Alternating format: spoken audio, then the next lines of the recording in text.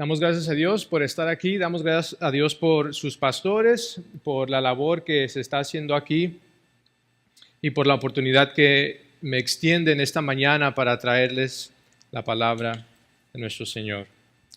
Les pido si por favor abrimos nuestras Biblias al Evangelio de Marcos. Estaremos hoy en el capítulo 5. Vamos a considerar la historia del endemoniado gadareno. Marcos 5, veremos versículos 1 hasta el 20. Es un texto algo largo, el cual dividiremos en 4 partes. Voy a empezar a leer Marcos 5 y versículos 1 al 5 contienen la primer parte de nuestro mensaje esta mañana, que sería la miseria del endemoniado. Leamos. Llegaron al otro lado del mar, a la tierra de los Gadarenos. Cuando Jesús salió de la barca, enseguida se acercó a él de entre los sepulcros un hombre con un espíritu inmundo, que tenía su morada entre los sepulcros y nadie podía ya atarlo, ni aun con cadenas, porque muchas veces había sido atado con grillos y cadenas, pero él había roto las cadenas y destrozado los grillos, y nadie era tan fuerte como para dominarlo. Siempre, noche y día, andaba entre los sepulcros y en los montes, dando gritos e hiriéndose con piedras. Versículos 6 al 13 nos cuentan la expulsión de los demonios. Cuando vio a Jesús de lejos, corrió y se postró delante de él. Y gritando a gran voz, dijo: ¿Qué tengo yo que ver contigo, Jesús, Hijo del Dios Altísimo? Te imploro por Dios que no me atormentes. Porque Jesús le decía: Sal del hombre, espíritu inmundo. ¿Cómo te llamas?, le preguntó Jesús. Me llamo Legión, respondió, porque somos muchos. Le rogaba entonces con insistencia que no los enviara fuera de la tierra. Había allí una gran manada de cerdos paciendo junto al monte. Y los demonios le rogaron diciendo: Envíanos a los cerdos para que entremos en ellos. Jesús les dio permiso, y saliendo los espíritus inmundos entraron en los cerdos, y la manada, unos 2,000, se precipitó por un despeñadero al mar, y en el mar se ahogaron. Ahora consideremos la reacción de la gente en versículos 14 al 17. Los que cuidaban los cerdos huyeron y lo contaron en la ciudad y por los campos, y la gente vino a ver qué era lo que había sucedido. Vinieron a Jesús y vieron al que había estado endemoniado, sentado, vestido y en su cabal juicio, el mismo que había tenido la legión, y tuvieron miedo. Los que lo habían visto le describieron cómo le había sucedido esto al endemoniado y lo de los cerdos, y comenzaron a rogar a Jesús que se fuera de su región. Finalmente, leamos sobre la misión del gadareno. Al entrar en la barca, el que había estado endemoniado le rogaba que lo dejara ir con él, pero Jesús no se lo permitió, sino que le dijo: Vete a tu casa, a los tuyos, y cuéntales cuán grandes cosas el Señor ha hecho por ti y cómo tuvo misericordia de ti. Y él se fue y empezó a proclamar en Decápolis cuán grandes cosas Jesús había hecho por él, y todos se quedaban maravillados. Acompáñenme para ir delante del Señor una vez más en oración.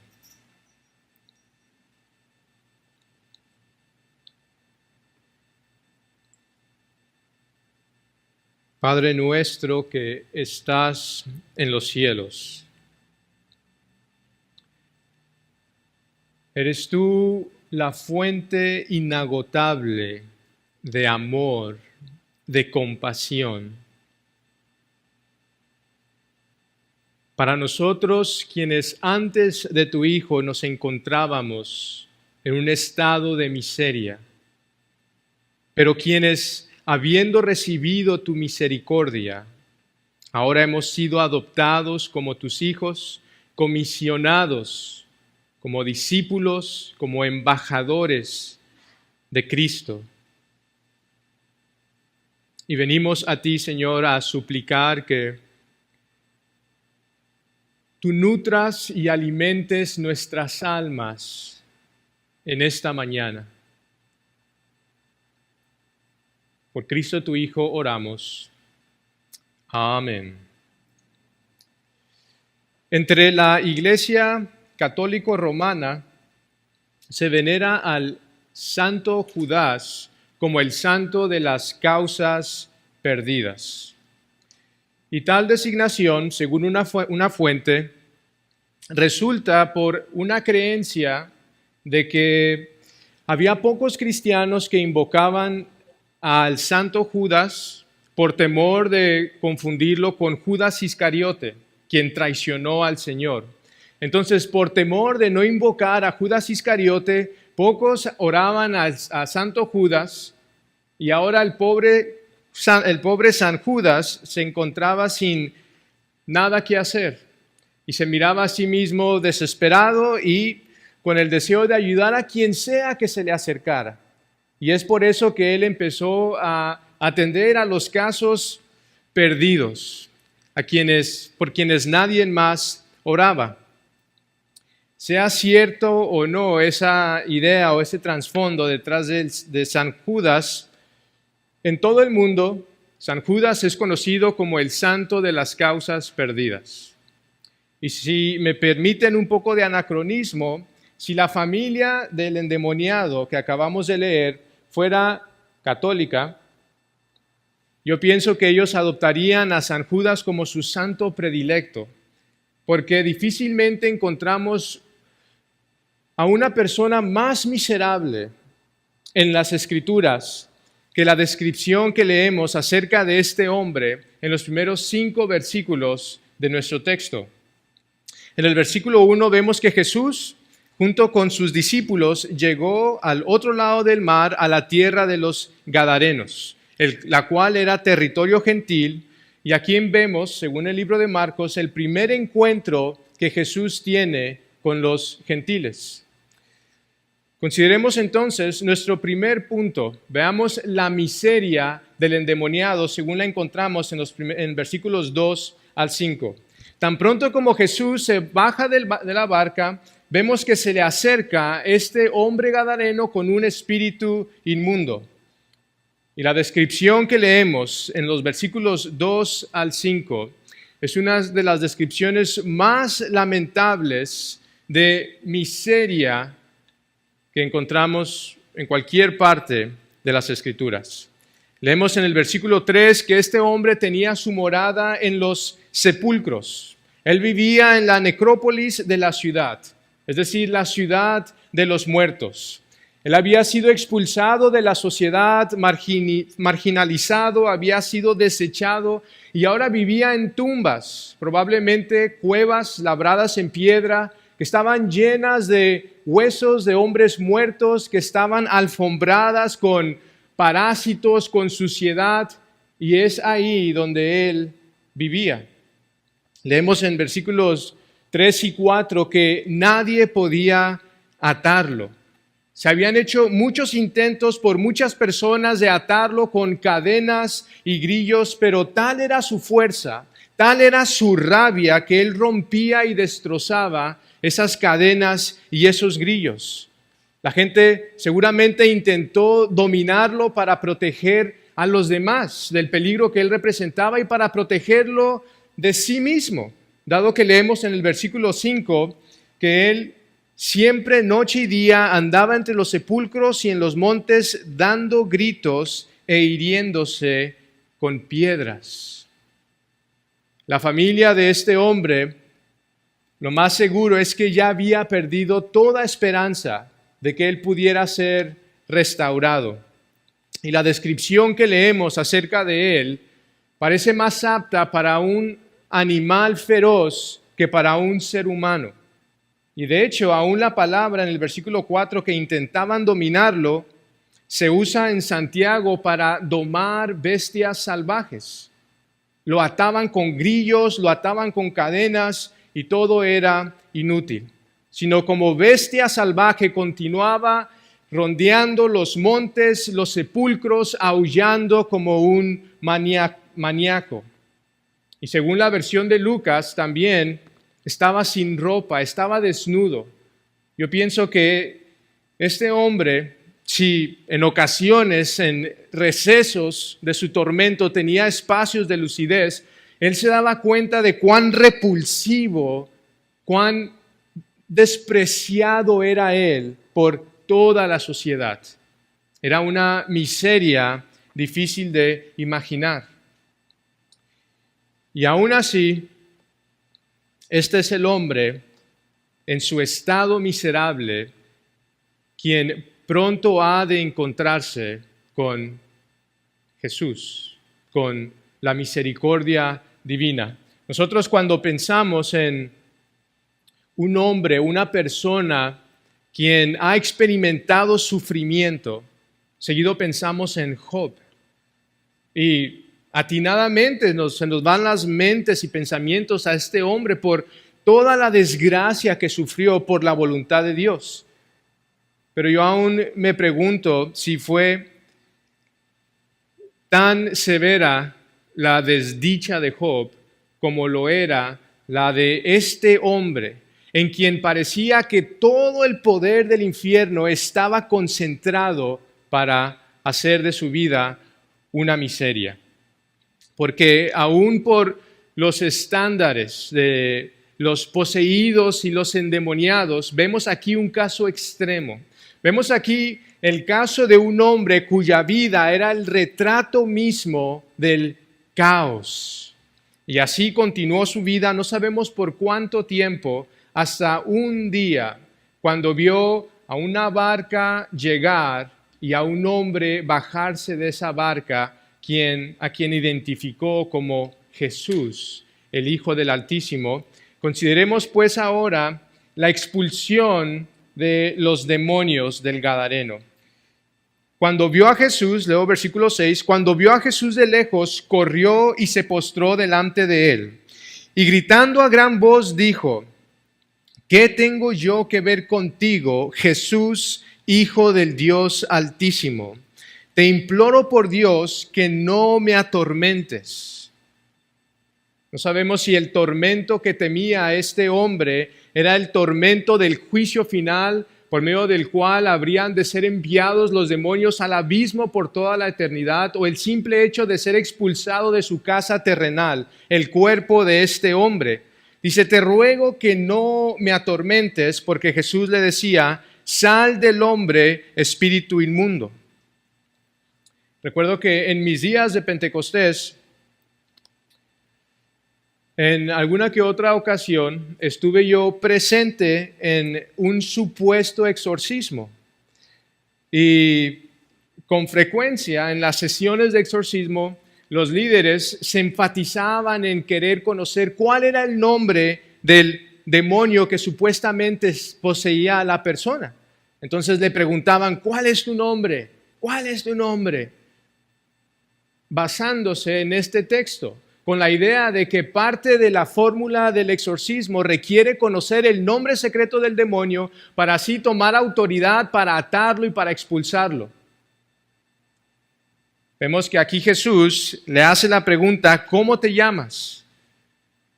Pero tengámoslo por seguro que la intención de Jesús no era conocer el nombre del demonio para así tomar ventaja y así expulsarlo. Más bien, probablemente Jesús nos estaba revelando algo por medio de esta pregunta y la respuesta del hombre, quien dice: soy legión porque somos muchos. Más bien Jesús estaba revelándonos algo de la severidad, de la posesión demoníaca que este hombre estaba sufriendo. Jesús estaba por revelarnos algo de su poder y autoridad sobre los demonios.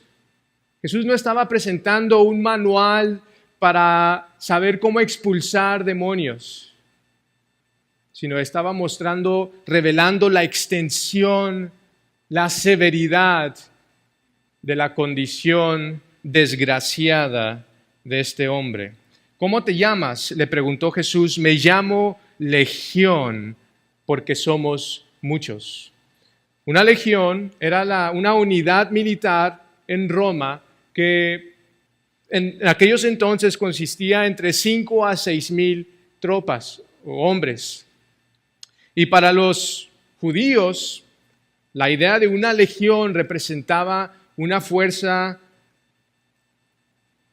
y una eficiencia insuperable.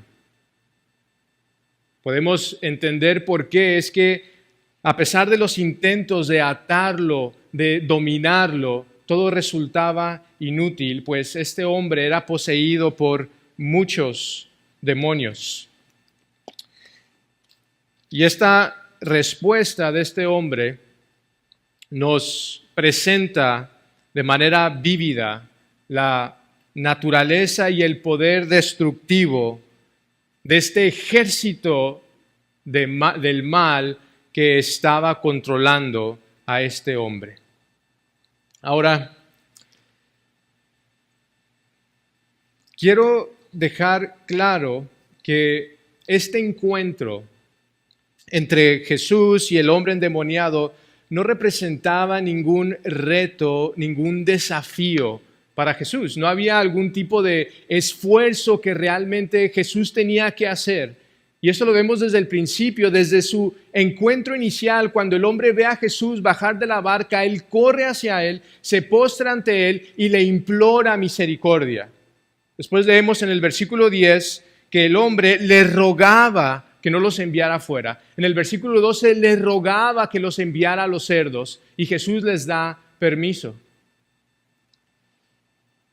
Versículos 11 al 13 encontramos este episodio un tanto raro de la manada de cerdos, a quienes Jesús envió los demonios, quienes en estampida se precipitaron al despeñadero y se ahogaron en el mar. Y sí nos presenta varias cuestiones un tanto enigmáticas esa porción. Por ejemplo, nos podemos preguntar, ¿por qué razón es que los demonios pidieron el ser enviado a esos cerdos? Tal vez pudiéramos sugerir que es porque ellos no querían irse del territorio. Entonces, si no pueden permanecer en un cuerpo humano, los cerdos serían la segunda mejor opción. Y aún así nos preguntamos por qué razón es que no querían que Jesús los expulsara fuera del territorio de los gadarenos.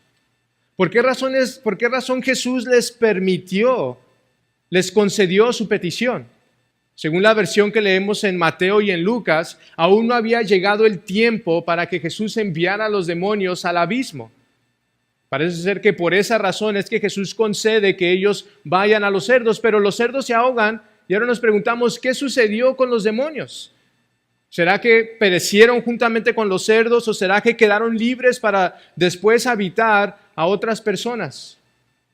La realidad es que nos sería prudente el no ser tan dogmáticos en nuestras interpretaciones y nuestras opiniones acerca de las cosas relacionadas al mundo espiritual de este tipo. Porque de hecho, aún los mismos comentaristas que escriben sobre esto ofrecen interpretaciones y respuestas a estas preguntas de todo tipo.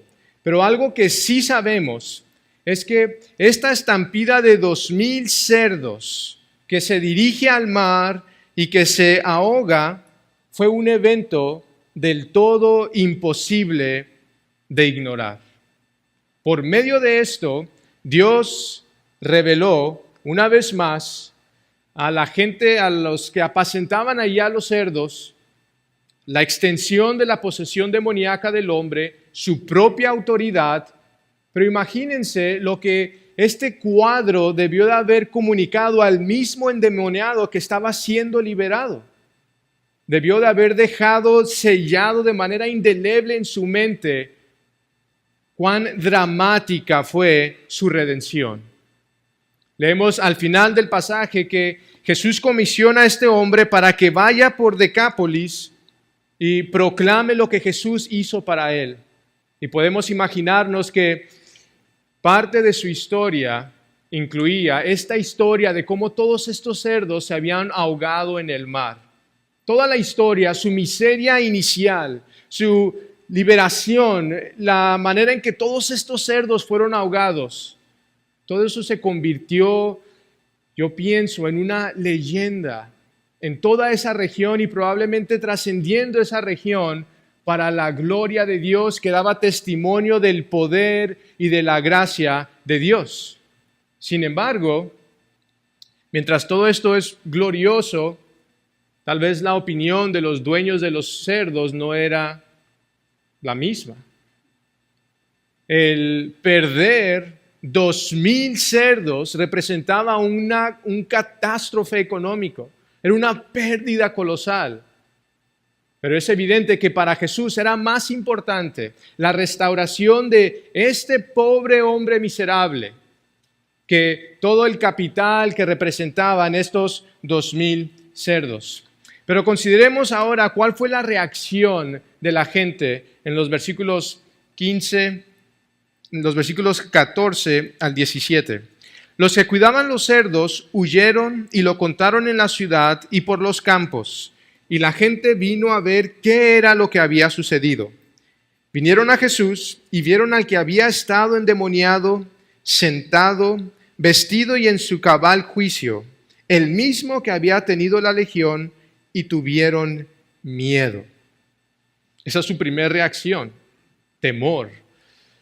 Los que lo habían visto les describieron cómo le había sucedido esto al endemoniado y lo de los cerdos, y comenzaron a rogar a Jesús que se fuera de su región. Esas son las dos reacciones que Marcos narra de la gente. Ellos ven lo que sucedió, ven al endemoniado, al que estuvo endemoniado, sentado, vestido, probablemente vestido con alguna túnica de alguno de los discípulos, y en su cabal juicio, mientras que antes era un maníaco, era alguien quien se estaba lastimando a sí mismo, ahora parecía que te miraba a los ojos, que procesaba lo que estaba sucediendo, tenía dominio propio. Y dice que lo vieron ahí de esa manera y tuvieron miedo. La opinión de algunos es que la reacción de la gente tenía que ver con la pérdida de todos estos cerdos. Y qué pena y qué lástima, Jesús, mejor vete, porque si ya nos causaste esto, no sabemos lo que puedas hacer en el futuro. Pero más probablemente la reacción del pueblo tenía que ver con haber experimentado algo de la presencia, de la santidad de Dios por medio de la obra de Cristo. De hecho, en el pasaje previo al nuestro, cuando vemos que Jesús cruza el mar para llegar precisamente con los gadarenos, vemos algo similar. Al final del capítulo 4, vemos que se levanta una tormenta violenta cuando Jesús y sus discípulos están cruzando el lago, y Jesús, con el poder de su voz, calma la tormenta, y la reacción de los discípulos en el versículo 41 fue la siguiente: se llenaron de gran temor y se decían unos a otros, ¿quién pues es este que aún el viento y el mar le obedecen? Tenían pavor de la tormenta y sentían que se ahogaban y despertaron al Señor. Señor, ¿no te importa que perezcamos? Pero pareciera que el remedio fue peor que la cura. Pareciera que fueron de, como se dice, Guatemala a Guatepeor. Porque sí, se calmó la tormenta, pero ahora se llenaron de temor al preguntarse, ¿quién pues es este hombre? A pesar de haber caminado con él tanto tiempo, de haber experimentado su persona y su obra, no se habían acostumbrado. Y parece ser que fue algo similar que ocurrió en la tierra de los Gadarenos. Tuvieron miedo cuando vieron lo que Jesús hizo. Y le pidieron, en el versículo 17, que se fuera de su región. Y Jesús asintió y se fue. Y según lo que leemos en Marcos, nunca más regresó a ministrar en esa región. Consideremos en cuarto y último lugar la misión del Gadareno, versículos 18 al 20. Al entrar él en la barca, Jesús ya despidiéndose de la región, el que había estado endemoniado le rogaba que lo dejara ir con él. Tal vez la idea es que quería unirse a los 12 e ir en pos de Jesús, caminar con él como los demás. Esa es la reacción o respuesta natural cuando experimenta la gracia de Dios como lo hizo. Pero Jesús, leemos en el versículo 19, no se lo permitió. Y parece casi irónico, porque vemos que hay 3 ruegos en este pasaje. El endemoniado se le acerca y en el versículo 12 le ruega que Jesús los envíe a los cerdos. Y Jesús les permite. En el versículo 17 la gente le ruega a Jesús que se vaya de la región y Jesús se va. Pero cuando el que había estado endemoniado le pide permiso para ir con él, Jesús se lo niega. Lo más probable es porque habría de representar una piedra de tropiezo. Un gentil con Jesús y sus discípulos ministrando a los judíos habría de representar una piedra de tropiezo. Y más aún, el hecho de que Jesús le niega que lo siga, en ningún sentido quiere decir que Jesús lo rechazó como discípulo. Como continuamos leyendo, era la intención de Jesús que este hombre lo siguiera a él, no físicamente, pero como discípulo, y aún más lo comisiona como embajador a los gentiles para proclamar a Cristo. En Marcos, de hecho, este hombre es el primer misionero predicador que Jesús envía. E interesantemente, es un gentil enviado a gentiles. Entonces leemos en el versículo 19 que Jesús le dijo, vete a tu casa, a los tuyos, y cuéntales cuán grandes cosas el Señor ha hecho por ti y cómo tuvo misericordia de ti. Cuéntales estas 2 cosas. Cuán grandes cosas el Señor ha hecho por ti y cómo tuvo misericordia de ti. Y este hombre empezó a proclamar este mensaje en todo Decápolis, las cuales eran algunas ciudades griegas que estaban al este del Jordán. Y toda la gente que escuchaba se quedaba maravillada. Sin duda que fue una tarea particularmente difícil. Él ahí aislado con toda la gente que había rechazado a Jesús, pero fue una tarea que él llevó a cabo fielmente. Pues miramos la reacción de la gente que se quedaba maravillada de lo que Jesús había hecho. Entonces, esta historia la pudiéramos resumir en 3 palabras. Miseria, misericordia y misión. Noten en el versículo 2, Jesús salió de la barca y se encuentra a este pobre infeliz, a este hombre atormentado con miseria. En el versículo 18 vemos que Jesús se sube a la barca y ahora deja atrás a un hombre restaurado, a un hombre que ahora vive para la gloria de Dios. ¿Qué sucedió entre estos 2 puntos? ¿Qué sucedió entre el versículo 2 y el versículo 18? ¿Qué ocurrió entre la miseria y la misión que este hombre llevó a cabo? Ocurrió misericordia. Y a manera de aplicación, quisiera que consideráramos precisamente la misericordia extravagante que Dios ha tenido con aquellos de nosotros que somos creyentes. En el capítulo 4, versículo 35, leemos que Jesús les dijo a sus discípulos, pasemos al otro lado, es decir, pasemos al otro lado del lago hacia la tierra de los Gadarenos. Después de haber leído este pasaje, entendemos ahora qué tenía Jesús en su mente cuando le dijo a sus discípulos, pasemos al otro lado. O tal vez ahora entendemos no qué, sino a quién tenía Jesús en mente cuando dijo, pasemos al otro lado. Este hombre parecía que estaba condenado para vivir todos los días de su vida entre los muertos y morir sin tener a nadie que le muestre amor. Sin embargo, vemos que Jesús fue a la tierra de los Gadarenos con un propósito muy específico. Fue una visita de entrada por salida. Si se fijan, en cuanto Jesús llega a la tierra, Él se baja de la barca e inmediatamente acude a Él este hombre postrándose ante Él, y Jesús lo sana y después la gente le pide que se vaya.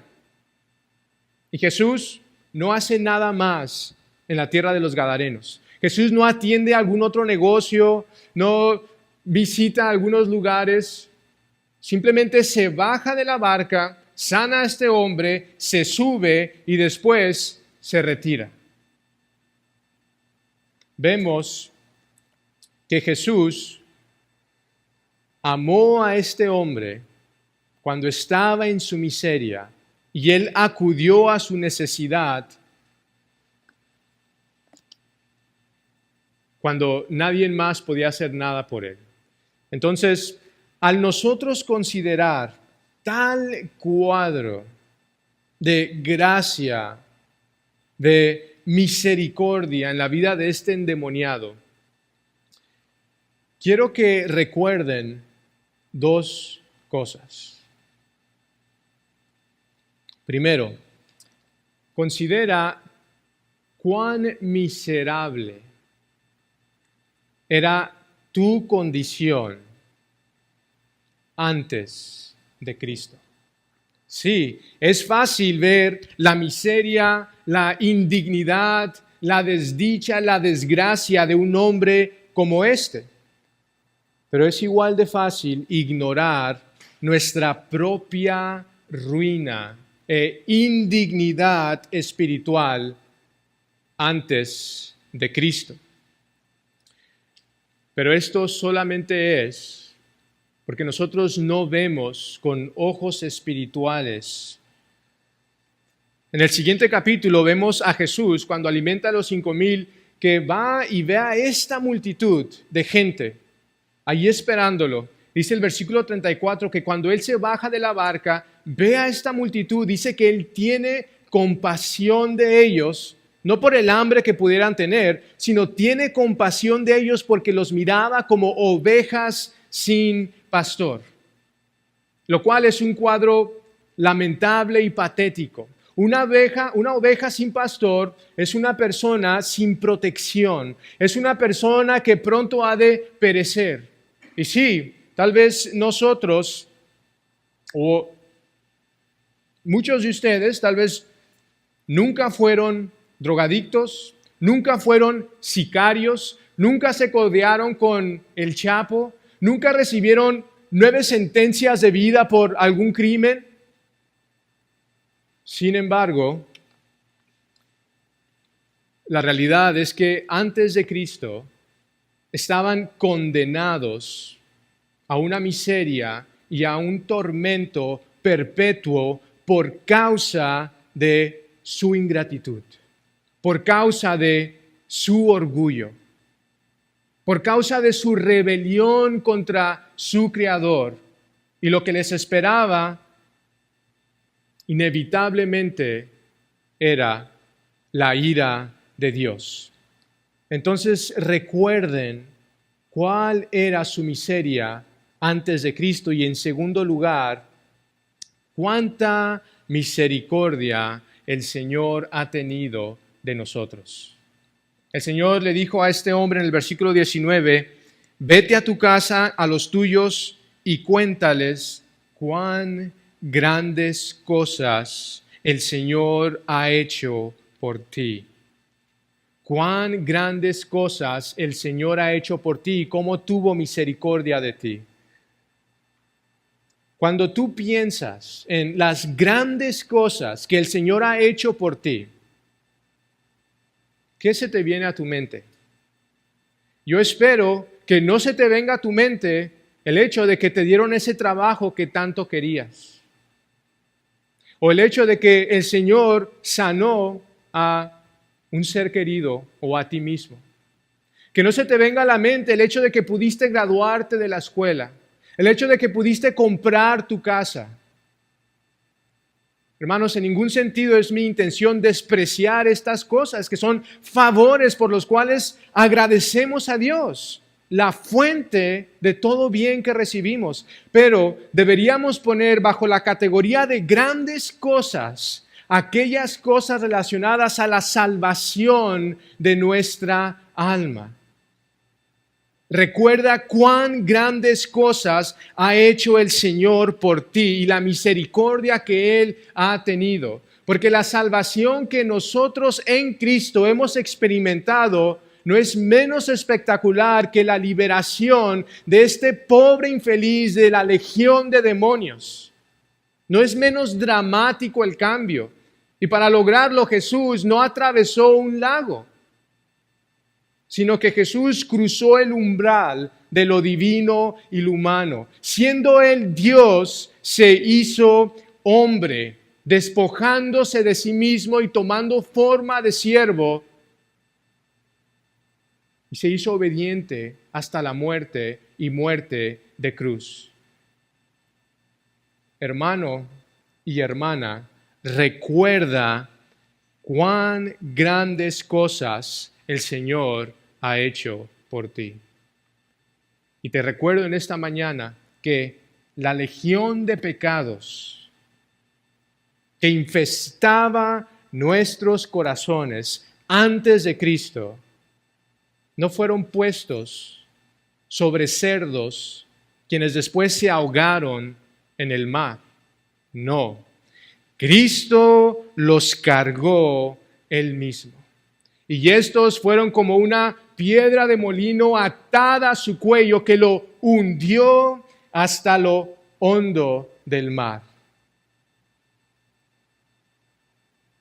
Leemos en Miqueas 7, ¿qué Dios como tú, que perdona la maldad y olvida el pecado del remanente de su heredad, no retuvo para siempre su enojo, porque se deleita en misericordia? Él volverá a tener misericordia de nosotros, sepultará nuestras iniquidades y echará en lo profundo del mar todos nuestros pecados. El Señor echó en lo profundo del mar para nunca más volverse a acordar de nuestros pecados.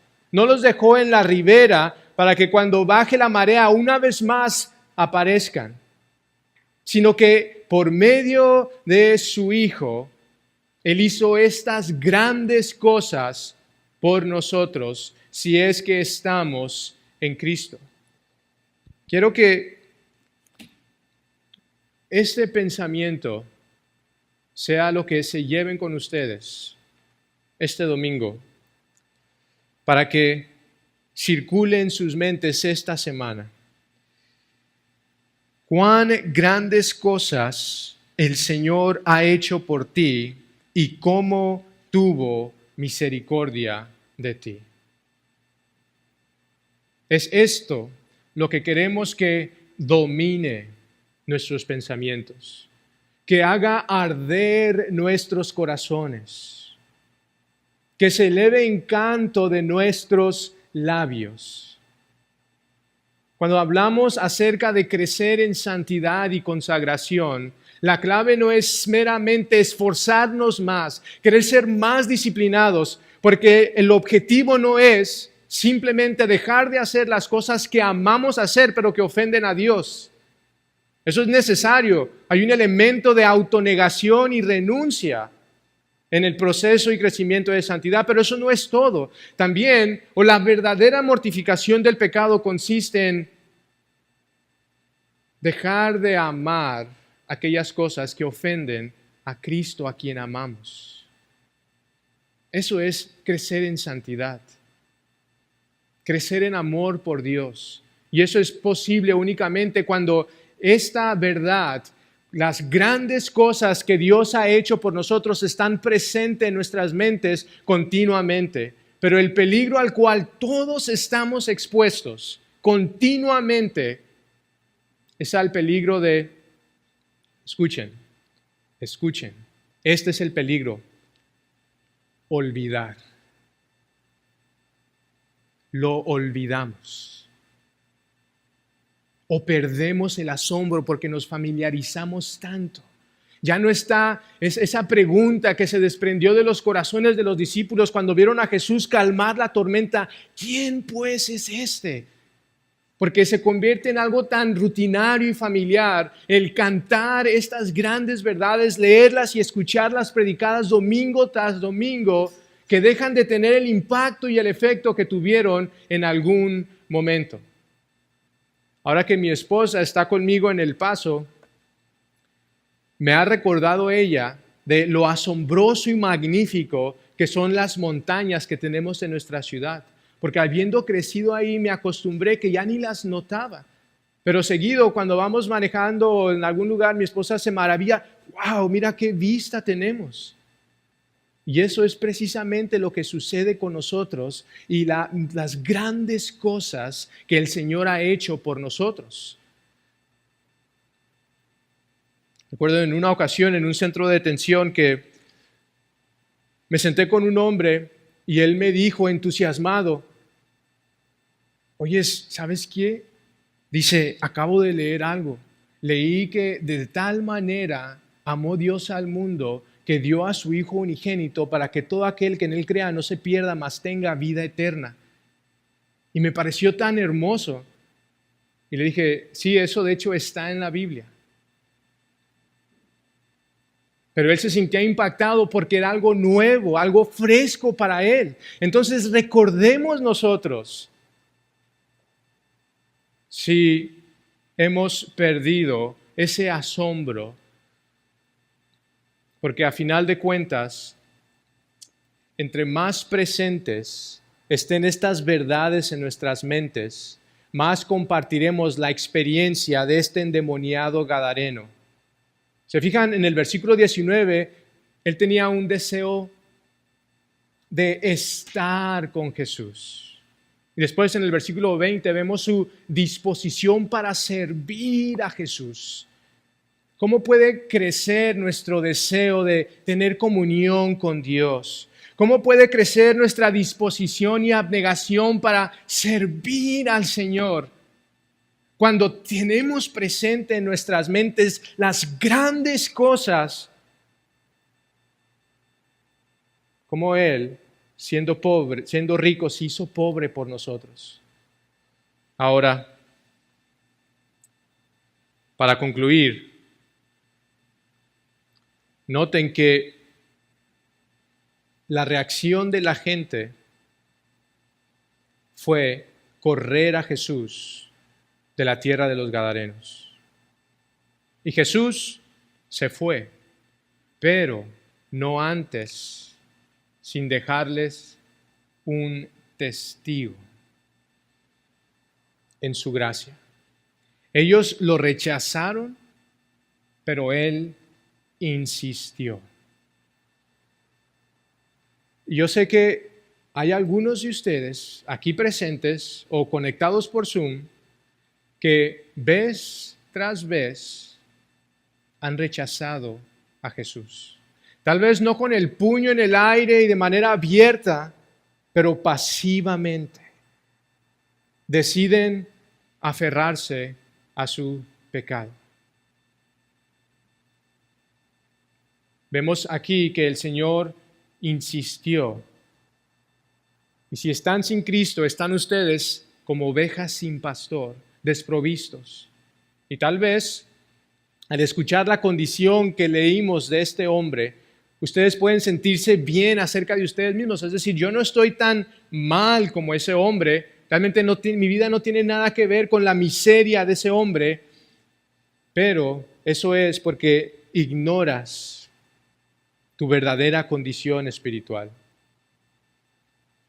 El Señor dijo acerca de la iglesia, en la iglesia de la Odisea, Tú dices, soy rico, me he enriquecido y de nada tengo necesidad. No sabes que eres un miserable y digno de lástima y pobre, ciego y desnudo. Si tú no conoces a Cristo, tal vez puedes tener una vida agradable, pero lo que dice la palabra es que tienes una vida miserable, sobre todo por el futuro que te espera. Y si quieres apreciar más la manera en que Dios te ve a ti,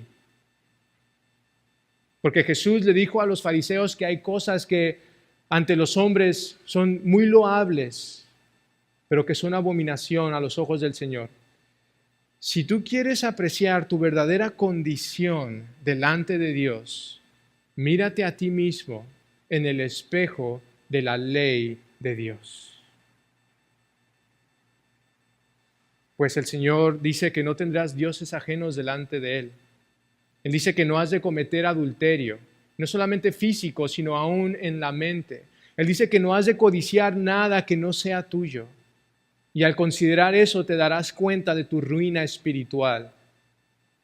Pero en esta mañana,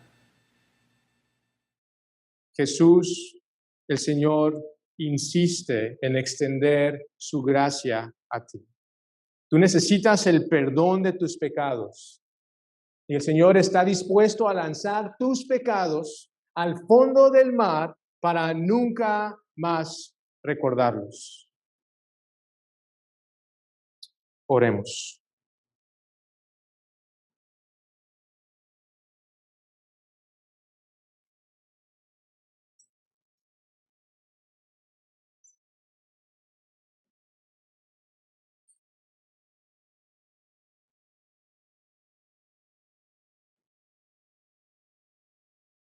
Bendito Padre, te damos gracias en esta mañana por las grandes cosas que tú has hecho por nosotros, por la mucha misericordia que has tenido de nosotros.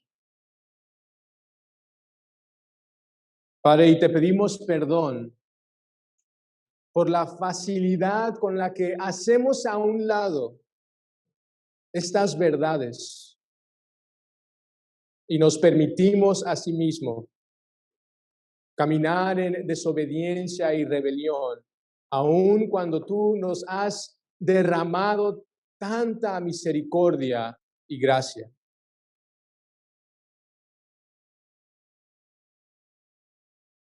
Padre, y te pedimos por aquellos entre nosotros, entre nuestras familias, que aún están perdidos en sus pecados. Pedimos, Padre, que tú reveles a ellos algo de la misericordia, del sacrificio de tu Hijo, para que ellos sean poseídos no más por el pecado, sino sean poseídos por tu gracia. Todas estas cosas oramos en el nombre de tu Hijo. Amén.